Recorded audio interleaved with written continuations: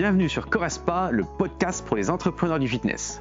Je suis Guillaume Legrand, fondateur de Correspa, et ici on parle business, franchise, rentabilité, stratégie et mindset pour aider les coachs et les entrepreneurs à ouvrir et développer un club de sport performant.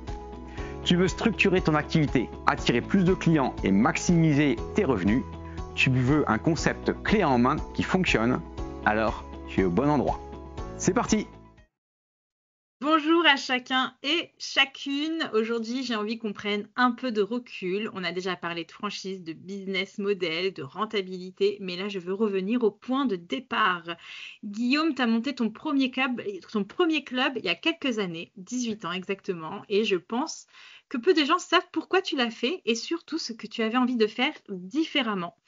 Du coup, aujourd'hui, on va parler de ça, l'origine du projet, l'ambiance du club, l'ambiance d'un club Correspa et ce qui rend cette aventure unique. Ça va, Guillaume? T'es prêt à plonger dans cette aventure avec nous? Ouais. Et t'as visé juste parce que c'est des questions qu'on me pose quand je propose une journée découverte. C'est Et c'est vrai? toujours sympa. Alors je le dis parce que on visite les clubs et donc ça fait partie un peu de l'histoire. Et ils sont très très surpris très souvent en partant. Je dis un peu qu'est-ce qui vous a marqué?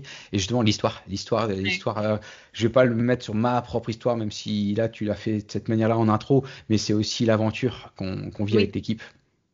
oui, mais ça fait partie des questions, tu verras. Ah, vas-y, à quelle sauce tu vas me manger? Donc, tu faisais du sport, du coaching, tu as voulu créer autre chose, pas juste un lieu où on vient transpirer, mais un club qui a du sens. Qu'est-ce qui t'a poussé à créer ton propre club et qu'est-ce que tu voulais faire différemment à ce moment-là? Il faut remonter un petit peu en arrière. Ouais. Alors la réponse est précise. Par contre, dans ta question, je faisais pas de coaching à l'époque, hein. Ah, Donc pardon. non, je faisais. Bah attends, Ah oui, tu vois, je non, t'en apprends. tu Tu vois, faisais je t'en du apprends. tennis, c'est ça? Tu étais Ouais, ouais, prof de ouais. tennis. Ouais, alors j'étais ouais. Même Alors pas? qu'est-ce si enfin je l'ai pas bah tu vois avec l'histoire.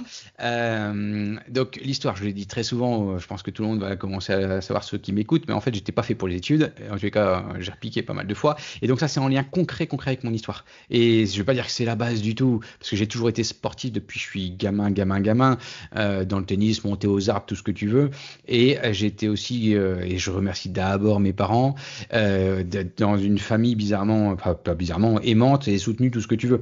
Et donc ça, c'est quand même la base d'avoir des piliers où j'ai une confiance. On m'a donné la chance d'avoir confiance en moi et d'avoir une confiance où mon père, par la suite, était salarié, a galéré aussi. Il avait même fait l'école du soir, tout ce que tu veux. Donc j'ai vu un père courageux qui bosse et qui veut réussir. On est toujours une famille de 4 enfants et il a fini par reprendre une boîte qui valait rien, il a acheté une boîte qui valait 1 € et qui a redressé tout ce que tu veux avec des hauts et des bas et il a bien fini. Donc j'ai vécu dans un climat de confiance, un climat d'entrepreneur et en faisant du sport tout le temps, mais principalement le tennis. Et c'est vrai que le tennis, j'ai eu la chance de jouer, je suis monté jusqu'à 5-6, donc on a joué un peu au niveau national aussi. Et donc j'ai connu la préparation physique aussi de ce côté-là.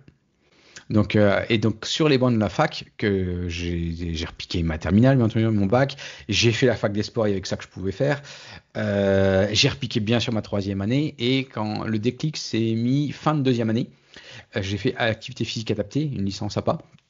Et j'avais toujours l'esprit plutôt entrepreneurial. Alors la réponse va peut-être te surprendre, mais en fait, elle n'était pas business. Ma motivation première, ma motivation, c'était d'avoir beaucoup d'enfants. Et je voulais au moins 3 enfants. Mais c'était même avant de connaître ma femme, si tu veux tout savoir.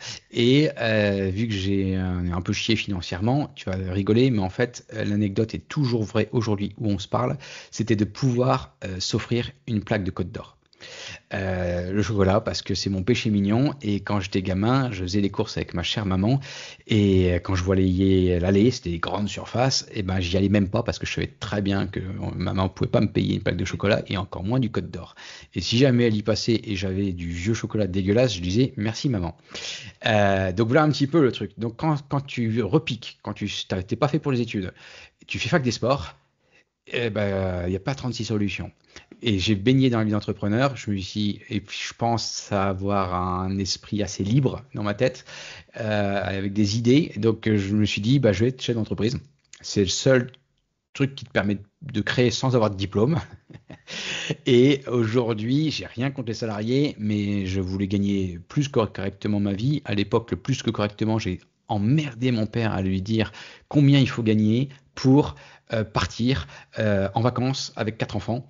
Et le summum du summum que j'ai découvert juste avant de partir avec mes parents, c'était que j'ai découvert le sport d'hiver. Donc c'était juste énorme. Et j'ai dit, papa, combien il faut gagner pour assumer et de partir avec 4 enfants au sport d'hiver. Il m'a dit, mon fils, voilà ce qu'il faut faire. Il me dit, j'ai pas de réponse.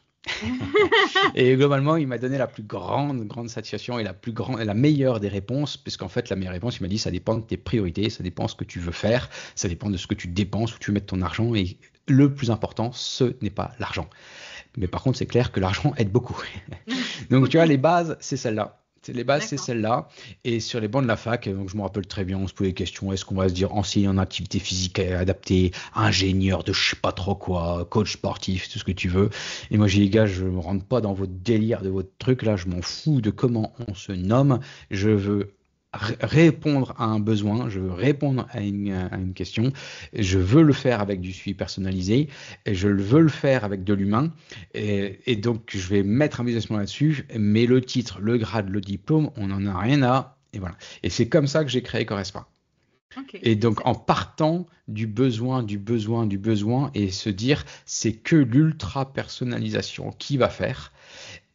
C'est l'expérience client, c'est chaque étape, chaque point de contact qu'il faut soigner. Et ça, c'est le premier truc. Et le deuxième, financièrement, je fais rien si ça ne crache pas. Et ça, j'ai pas honte de le dire, hein, mais c'est dans ce sens-là. C'est toujours expérience client et il faut que ça crache. Et quand je dis il faut que ça crache, c'est pas un petit peu. Aujourd'hui, vous placez dans l'immobilier, c'est 5%. Vous mettez dans des ETF ou en bourse, vous allez peut-être aller chercher 10%. C'est quand même, moi, c'est les ratios que j'ai. Mais c'est plus que ça qu'il faut aller chercher. Et quand vous cherchez une boîte qui fonctionne, ils vont vous dire 15-20%. Non, moi, ça suffit pas. C'est vraiment au-dessus. Et plus vous allez apporter de la valeur perçue, plus vous aidez des personnes, plus c'est normal que vous viviez correctement. Donc voilà un petit peu l'histoire entre ce que j'ai vécu personnellement et où je voulais aboutir. Je trouve ça, personnellement, je trouve ça très rassurant parce que c'est vrai que moi j'ai grandi dans un monde, dans un milieu où on me disait il faut faire des études pour réussir. Alors que là, justement, et quand j'ai lancé moi mon entreprise, et je l'ai un peu fait dans le même esprit que toi de ok, j'ai pas forcément de diplôme, j'ai pas de truc, mais j'ai envie de faire quelque chose, j'ai pas envie d'aller dans le salariat parce que j'ai une famille, je veux une famille, je veux pouvoir voir grandir mes enfants, pas rentrer chez moi à 20h parce que mon patron m'aurait dit non, tu peux pas partir. Et du coup, c'est aussi pour ça que j'ai monté ma boîte. Et je trouve que ton témoignage là, en tout cas moi, il me rassure dans les choix que j'ai faits et dans le fait de pas d'y aller un peu en mode j'ai pas forcément d'études derrière moi, mais je sais ce que je veux et je vais y arriver quoi. Voilà. Oui. Alors, j'ai pas dit que les études ne servent à rien parce que j'ai 4 enfants et aujourd'hui c'est quand même très difficile d'affirmer ça aujourd'hui. Et j'ai rien contre ceux qui sont salariés. Mais c'est clair que les critères, moi je l'affirme, je sais que mes potes là, j'ai des potes ploucs qui m'écoutent, bonjour, mais ils vont me tuer parce que la moitié sont des instits et des profs et des directeurs. Et aujourd'hui, l'école ne dessert, je vais même pas dire ne sert pas, dessert les personnes qui veulent entreprendre. Parce que les critères. On nous a pas appris ça à l'école. Mais non, parce que déjà on n'apprend pas ce qu'il faut faire pour créer. Mais après c'est pas le but de l'école non plus. Hein. C'est pour ça que je crache pas non plus. Oui. Je crache sans cracher dessus. Le but d'une école, si le but d'une école était de former des entrepreneurs, on serait mal barré. Parce qu'on serait tous entrepreneurs et c'est pas fait pour tout le monde et il n'y en a pas besoin autant. Donc c'est pas l'idée de dire ça, mais n'empêche qu'il n'y a pas d'école d'entrepreneurs et c'est l'école globalement, on a un cursus commun. Mais ce qui est embêtant, c'est que tous les critères que l'école fait ne sont pas ceux d'un entrepreneur. Donc, il y a des entrepreneurs, bien sûr, qui arrivent à faire ça et qui font école de commerce et après qui fonctionnent. Je me suis toujours posé la question si j'avais fait école de commerce, où j'en serais aujourd'hui. Et bravo pour ceux qui arrivent à le faire. Et ces méthodes d'école de commerce, dont tu te doutes bien que moi, je continue à me former quotidiennement. Donc, t'inquiète pas que je suis à ces niveaux-là maintenant. Et j'ai pas fait d'études pour autant. Donc, donc on n'a pas besoin. Mais l'école n'aide pas à faire ça. Et en plus, les critères de réussite de l'école c'est pas des bons critères pour savoir entreprendre. Oui, je comprends. Et au-delà de tout ça, c'est avant tout un mindset, un état d'esprit et savoir comment on grandit et comment on veut devenir et qui on est. Et ça, à l'arrière, c'est même pile l'inverse. On veut plus, on va tous porter les mêmes blouses. On va Oui. tous dire, il faut faire ça. Mon gamin dans le sport il me disait, tu sais, moi j'ai pas eu le droit de marquer du but au basket avant-hier. Non, vu que j'étais dans les plus forts, les deux plus forts, et ben on était noté sur le nombre de passes. Oui, parce que le principal c'est de participer et d'aider les autres et son prochain. Oui, fleur bleue, la vie est belle. Non. Ok, t'es doué, t'es doué. Et pourquoi? Ah bah parce que t'imagines, celle qui est première de classe mais qui est pas sportive, ça va faire descendre sa moyenne. Bah ouais, elle est nulle, point barre. Non, et puis surtout, enfin, moi, pour le coup, j'étais nulle en sport et je sais que j'avais un prof qui me jugeait à ma hauteur. Ça veut dire, bah, je courais pas beaucoup, mais le peu que je courais, c'était déjà bien parce que moi, je courais pas. Je marchais, je Mais je m'arrêtais suis derrière pour le aussi, hein. buisson pour faire genre, mais je ne Mais je courais suis pas. pour aussi, mais à un moment, ça a ses limites. Mm, Ça mm, a ses limites. Je ne suis pas dire on juge au niveau de l'école que sur la performance, oui, parce que mais il il faut n'y pas. aurait pas d'intérêt. Et encore une fois, si je fais mon métier aujourd'hui, c'est d'aider ceux qui n'y arrivent pas pour y arriver, hein. Ouais. Mais enfin, voilà, je vais pas m'étendre sur l'école, mais je sais que toute cette partie-là, et aujourd'hui, tout ce que j'ai grandi, ces échecs, hein, parce que c'était des échecs et c'était difficile à vivre. Et aujourd'hui, bah, tel que je te le dis, tu le ressens que c'était un poids, c'était pas facile. Mm. Mais par contre, aujourd'hui, c'est une force, mais tu peux pas t'imaginer. Ah, Moi, mais de toute façon, travailler se me fait relever pas de ses peur. échecs fait toujours c'est une force pour tout le monde Tu en vois, les fait. critiques, j'ai quand même, et c'est des choses qui m'ont marqué à vie. J'ai quand même des personnes écrites noir sur blanc, n'est pas fait pour les études supérieures. Et en même temps, quand tu as 4 sur 20, j'entends très bien le prof qui dit ça. Ouais, Mais j'ai quand même des personnes comme ça qui m'ont ouais. cassé, et pas qu'un seul. Et donc c'est ça qui est, et ça tout ce qui est marqué, savoir combattre, savoir lutter, savoir se relever, Mhm. savoir la preuve de résilience, continuer à bosser et d'y aller. Bah, aujourd'hui, c'est ce qui fait mes forces. Le nombre de fois, travail trop superficiel, le nombre de fois que j'ai vu ça. Mais si aujourd'hui je leur disais que mon meilleur employé c'est ChatGPT, que je paye 20 balles par mois, mais il me tuerait s'il m'entendait ça. Et Ouais, c'est ce que j'en pense, mais très très fortement. ouais. Et s'il savait que ma priorité c'est d'être le plus client possible, le plus synthétique possible, de prendre des décisions le plus rapidement possible, mais il me tuerait pour ça. Mm. Ouais. Mais au final, c'est ce qui fait ta force et ce qui fait que tu réussis surtout, enfin que tu génères quelque chose, Enfin voilà. Et d'ailleurs, j'en profite, je passe à ma deuxième question, mon deuxième sujet. Enfin moi, je sais que quand j'ai intégré Corespa en décembre 2024, j'étais pas du tout sportive, mais alors pas du tout. Et juste en bossant avec toi, sans même avoir mis un pied dans une salle Corespa, ni rencontrer les coachs ou quoi, j'ai eu envie de m'y mettre.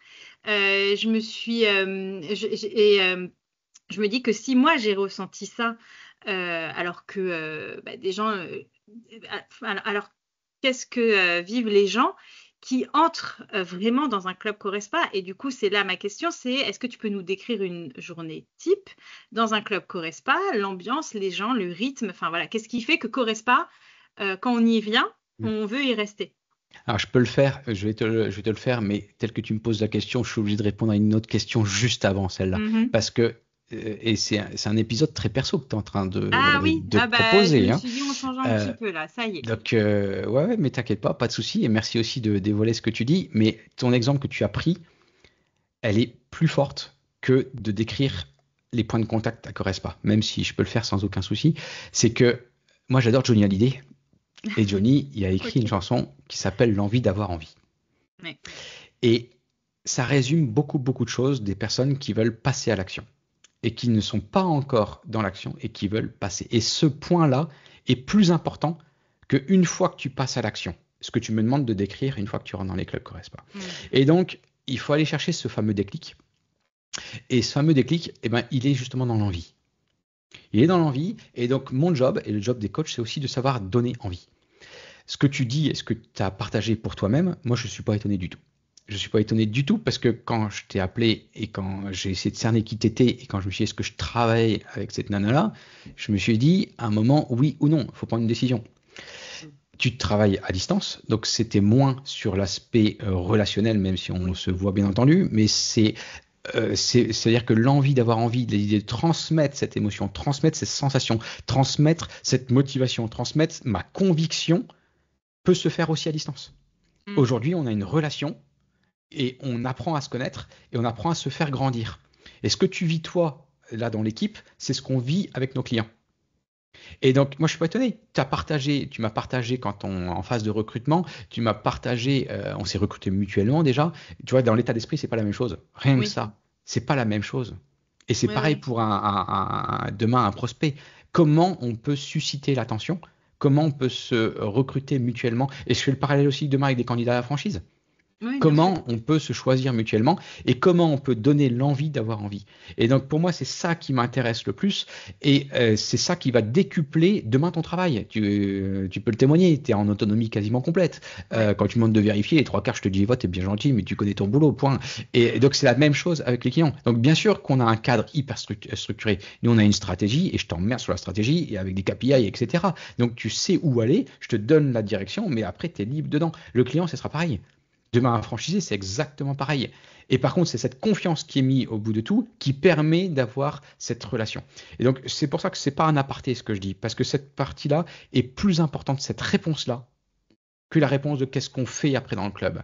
Et la personne qui dit « je vais résilier », eh ben nous, on leur répond non. Et on met non. Pourquoi on dit non? Parce qu'on veut mettre un électrochoc à la personne. Non. Alors bien entendu, que t'inquiète pas que si la personne arrive, on ira jusqu'au bout et on le fera. Mais le non, parce que juste après, qu'est-ce qu'on dit non à la personne? Non, à la personne tout d'un coup, elle se dit mais attends, pourquoi? En fait, on veut mettre un électrochoc, mettre un déclic. Mais la réponse qui est juste après, c'est attends, c'est pas possible. J'ai du mal travailler en tant que coach. J'ai du mal capter quelque chose en tant que coach pour t'aider. Notre relation est plus forte que ça. Alors, si c'est déménagement, tout ça, on propose de suivre à distance, mais si c'est autre chose, c'est-à-dire que c'est nous qui n'avons pas réussi à améliorer la qualité de vie de la personne. Si on avait réussi, la personne, elle resterait. Oui. Et donc, on se repose la question de la relation, comment on s'est choisi, quelle est la chaussure et comment il répond, et non pas tous les points de contact. Okay. Donc ça, c'est pour ça que je préfère cette réponse en premier, parce que pour moi, elle est plus importante que tout. Et après, en effet, je peux répondre enfin à ta question. Je suis chiant comme mec, mais je te réponds directement. Non, mais notre podcast va faire une demi-heure.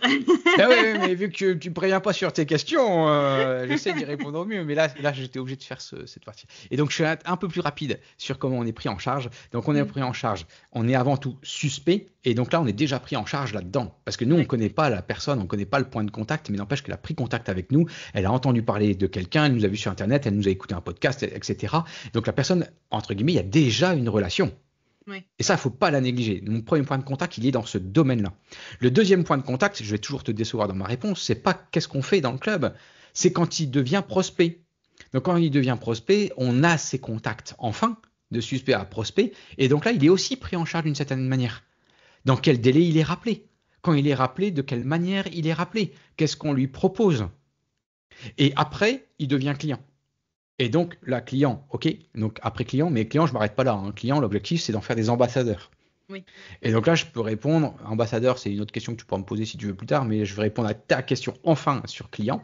Et donc, une fois qu'il a fait un premier bilan pour voir ses objectifs, qu'est-ce qu'il vient chercher, quels sont ses soucis de santé, etc., on lui fait une proposition type, on l'accompagne, on fait une première séance.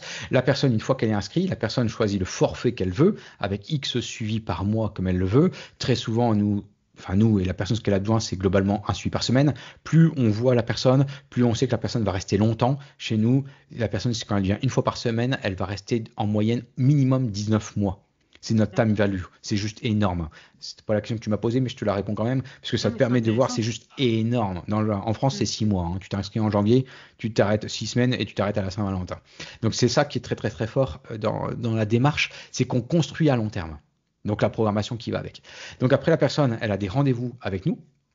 Quand je dis avec nous, c'est en solo, en duo ou en small group de 4 avec un coach. Donc elle arrive à l'heure, elle s'échauffe, elle est prise en charge pendant une demi-heure par le coach dans un espace qui est dédié. Donc là, c'est plus du fonctionnel, ça répond que à sa problématique du moment. Et à la fin, le coach va lui donner une programmation sur l'application, sur ce qu'il faut faire après. Là, tout de suite après, et quand la personne revient. Donc ça, c'est le suivi. Et après, quand la personne revient, elle revient autant de temps qu'elle veut et autant de fois qu'elle veut. Il ne faut pas oublier qu'on est sur 200 mètres carrés et l'espace technique où les personnes peuvent faire du sport, c'est 100 mètres carrés. Et donc, il y a 22 postes et 17 machines, donc 10 personnes, 15 personnes, 20 personnes max dans la salle. Donc, petite atmosphère. Si elle a le moins de soucis, on vient nous voir. Et la personne, quand elle revient, bien entendu, le bonjour est là. On est dispo s'il faut. Et la personne sait ce qu'il faut faire. en fonctionnel ou sur les machines. Et donc là, les personnes pareil restent. L'idéal, c'est de venir une fois dans la semaine en suivi et une deuxième fois par soi-même. Il y a des FADA qui viennent plus, il y en a qui viennent un peu moins, etc. Et après, il ne faut pas négliger aussi autre chose. C'est que, donc là, c'est plutôt l'aspect sportif des choses. Bien entendu, on va prendre les pesées, toutes ces choses-là, en plus quand on est en suivi, même la personne autonome peut le faire. Mais après, je vais au-delà, nettement au-delà. Moi, je veux absolument proposer un club qui va au-delà du club. Des services, on est des clubs de motivation. Et donc, on va accompagner au-delà. L'application, on peut le faire en vacances. Les coachs font des visios et voyagent partout dans le monde. Et les clients peuvent le faire avec leur application où on a des vidéos qui sont déjà tournées, des vidéos propres, des séances propres qu'ils peuvent faire sans matériel pour le faire à distance. On accompagne la personne qui également, on a toutes les données qui remontent pour les personnes qui vont courir, faire du cyclisme. Donc on prend la personne, Étienne ou Barbara de XFIT, là si vous nous écoutez, dans la partie 360. Oui. Donc c'est vraiment cette idée-là où de manière holistique, vous mettez le mot que vous voulez, moi je veux dire de manière humaine quoi, et de manière très pragmatique, qu'est-ce que la personne vit au quotidien, on va le suivre dans son expérience, la personne se blesse, la personne vit, la femme est enceinte, elle vit un cancer, j'en sais rien moi, mais on va prendre la personne là où elle en est dans son état de vie.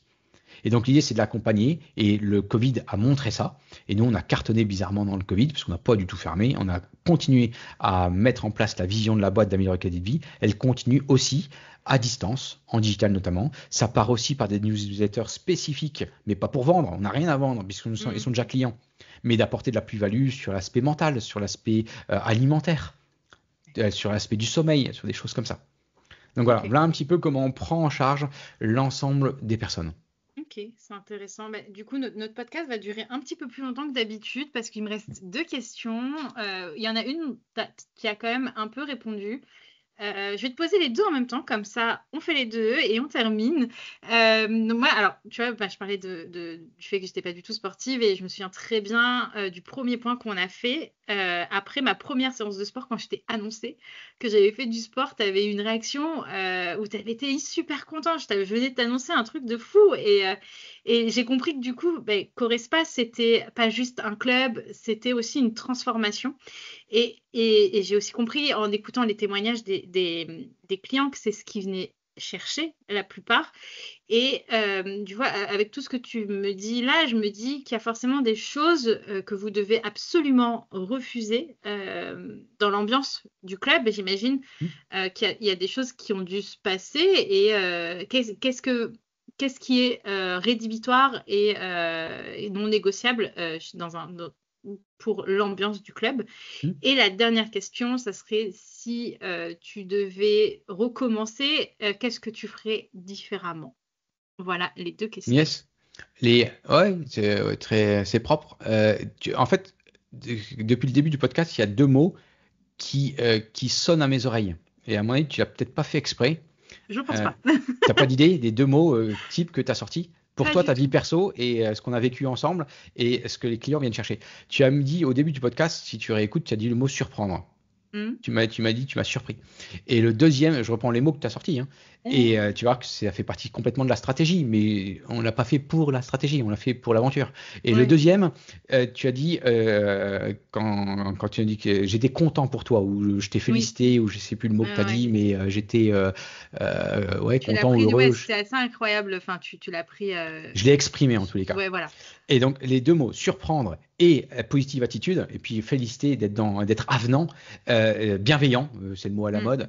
Voilà, ça c'est les 2 clés types parce qu'on veut surprendre nos prospects et nos clients. Oui, on veut.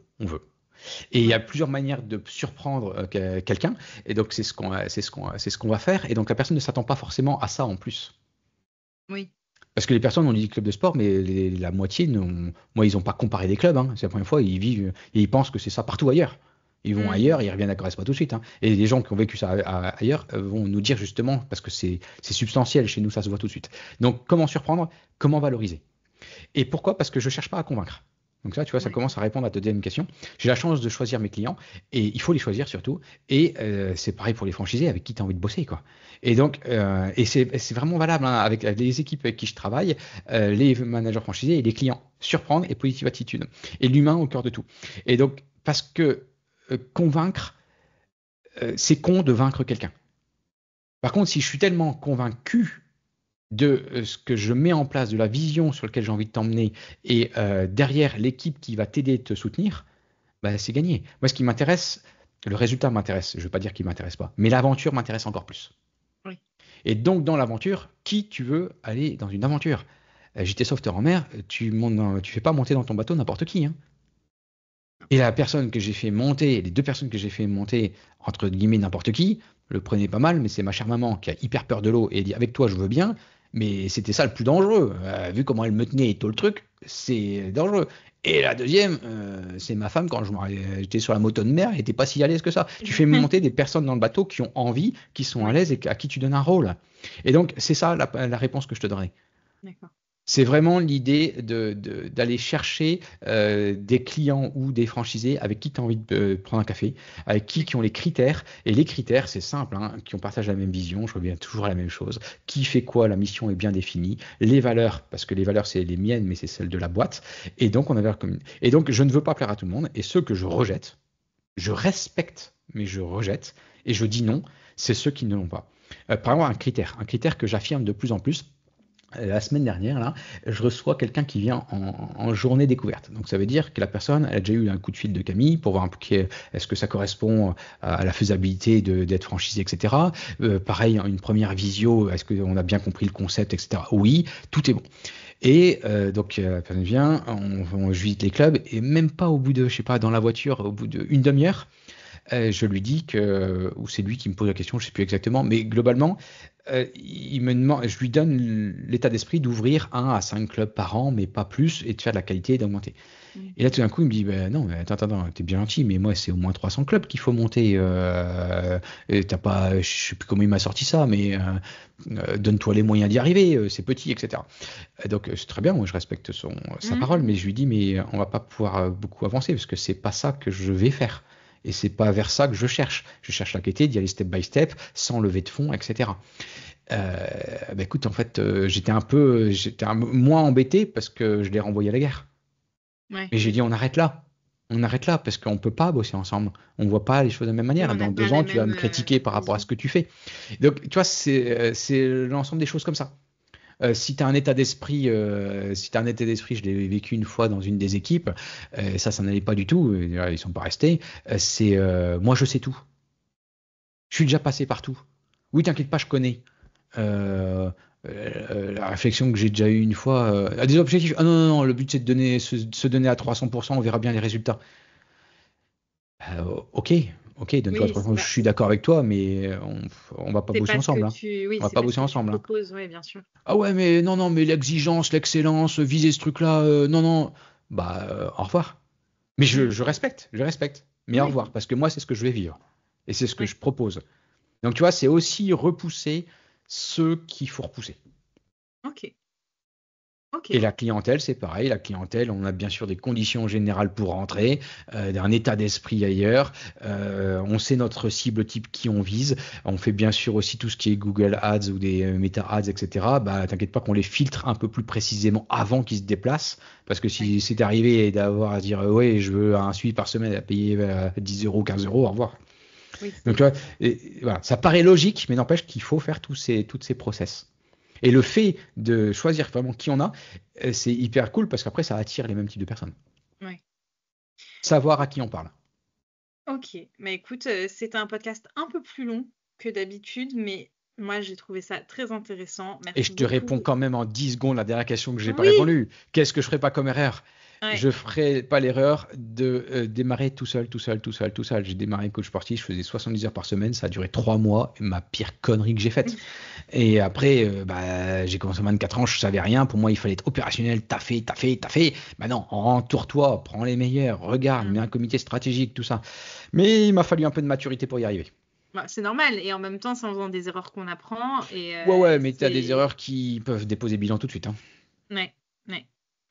Bah écoute, merci beaucoup. J'espère que ça a plu ce format, que Corespa c'est pas juste un modèle à reproduire, que c'est un lieu qui inspire, qui transforme, même quand on ne s'y attend pas.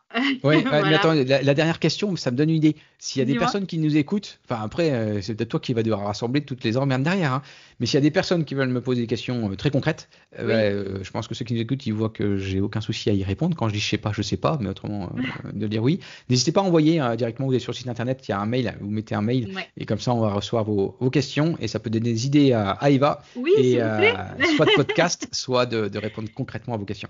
Et du coup, bah, je rebondis, mais faites-le vraiment et faites-le maintenant. C'est-à-dire là, vous écoutez le podcast, il y a le lien dans la description, il y a le lien vers le site internet. N'hésitez pas à nous envoyer vos questions. Ça peut être hyper intéressant. Moi, ça m'enlève un peu de travail de chercher les questions et je vous avoue que Guillaume me donne beaucoup de travail et donc ça ne me gêne pas. En tout cas, merci beaucoup à tous. Merci Guillaume de t'être prêté à ce jeu et je vous dis à tous à très vite, à chacun et chacune, à très vite. Bye bye! Bye.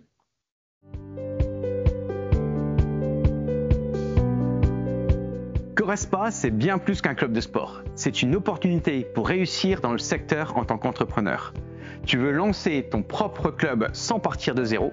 Tu veux un modèle éprouvé et un accompagnement pour réussir? Alors réserve un rendez-vous en visio sur mon agenda en ligne et parlons de ton projet. À très vite pour un nouvel épisode et d'ici là, passe à l'action!